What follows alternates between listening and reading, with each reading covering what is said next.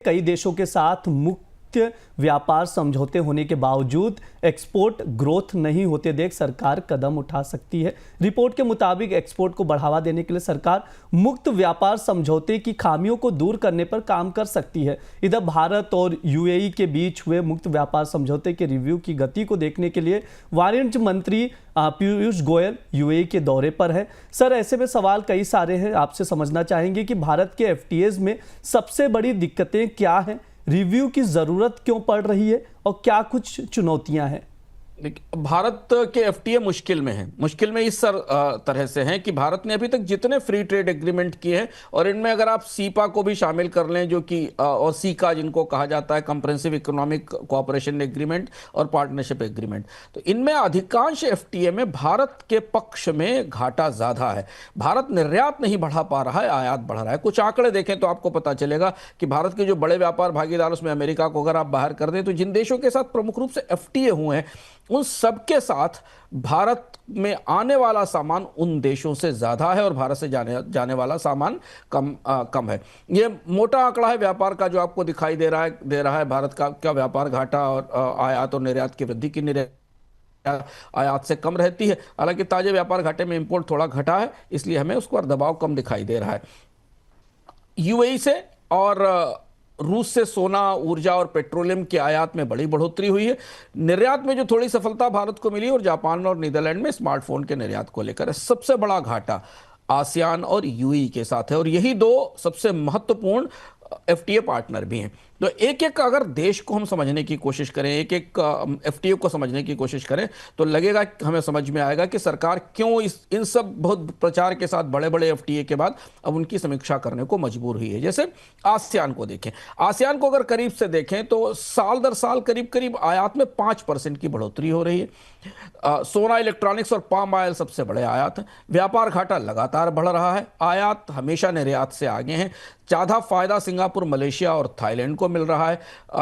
Total अगर आप व्यापार देखें तो करीब करीब निर्यात में 10% की कमी हमें दिखाई दी है। भारत ऑटोमोटिव, डीजल, इलेक्ट्रॉनिक्स और ऑर्गेनिक केमिकल्स का निर्यात करता है आसियान देशों को।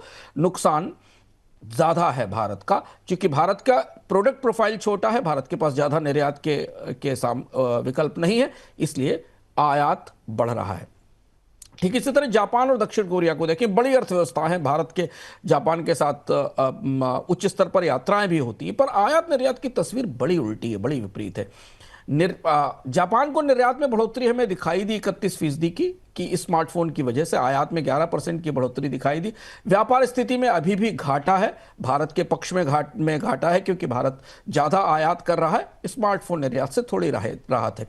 दक्षिण कोरिया से में निर्यात लगभग स्थिर है, कोई बड़ी बढ़ोतरी नहीं दिखाई देती। आयात भी स्थिर है, लेकिन व्यापार घाटा लगातार बढ़ रहा है। जापान में जहां भारत के मोबाइल्स बिक रहे हैं, वहीं दक्षिण कोरिया में भारत के इलेक्ट्रॉनिक्स निर्यात को जगह नहीं मिल पा रही है। दक्षिण कोरिया में अपने की मजबूत इलेक्ट्रॉनिक इंडस्ट्री भारतीय निर्यात के लिए जगह नहीं दे रही है। सबसे बड़ा और सबसे चर्चित भारत की नई सरकार का हाल फिलहाल जो सरकार का 2014 के बाद का जो सबसे महत्वपूर्ण एफटीए था, उसको देखें। वो एफटीए है संयुक्त अरब अमीरात के साथ, जिसको सीपा भी कहा जाता है। यहां बड़ी अजीब स्थिति है, व्यापार घाटा रिकॉर्ड स्तर पर है, क्योंकि सोने का आयात यूएई से रिकॉर्ड बढ़ रहा है, 243% बढ़ा। भारत ने ड्यूटी कम की, और चूंकि एफटीए में 0 ड्यूटी पर और कम ड्यूटी पर इंपोर्ट की विंडो उपलब्ध है, तो सबसे आधा नुकसान यहां हो रहा है। निर्यात है नहीं, रत्न आभूषण और थोड़ा बहुत एक्सपोर्ट भारत से है और बढ़ा नहीं है। टैरिफ में कमी के कारण सोने के और तेल के इंपोर्ट में बड़ी बढ़ोतरी है, और यही वजह है कि यूएई के साथ इस व्यापार घाटे ने भारतीय वाणिज्य मंत्री को अब इसकी समीक्षा के लिए भेजा है, क्योंकि ये एफटीए, जिसको मॉडल एफटीए बनाकर जारी किया गया था, उसने भारतीय निर्यातकों के लिए तो बाजार नहीं खोला, आयात का बोझ भारत पर बढ़ा दिया है। ऑस्ट्रेलिया को भी देख लेते हैं, यह भी एक बड़ा बहुचर्चित एफटीए था। इस पर काफी प्रचार हुआ था कि भारत और ऑस्ट्रेलिया के बीच एफटीए बड़ा फायदा देगा, लेकिन इसका आंकड़ा भी आप देखिए, निर्यात में 19% की कमी है। डीजल और इंजीनियरिंग प्रमुख निर्यात हैं। आयात में 20% की कमी आई, लेकिन घाटा बढ़ा है। कोयला और सोना यहां से आयात होता है। व्यापार घाटा कम हुआ है, लेकिन कुल व्यापार ही नहीं बढ़ा है। मतलब ऑस्ट्रेलिया और भारत के एफटीए में वॉल्यूम ही नहीं दिखता है, साइज ही नहीं दिखता दोनों तरफ से। तो भारत को इस एफटीए से कोई बड़ा लाभ नहीं हुआ। यूएई से तो एफटीए एफटीए से तो नुकसान हुआ। सार्क, श्रीलंका, भूटान के देशों के साथ भारत के एफटीए ठीक है। इसमें श्रीलंका जैसे छोटे बाजार है, इन बाजारों को भारत का निर्यात थोड़ा अच्छा है, थोड़ी विविधता दिखाई देती है। लेकिन अगर आप भारत के बड़े एफटीए या सीपा देखें तो उनकी तस्वीर ये हमारे सामने है। अगली खबर की ओर चलते हैं। भारत और यूरोपियन यूनियन के बीच मुक्त व्यापार समझौते पर बातचीत बढ़ रही है।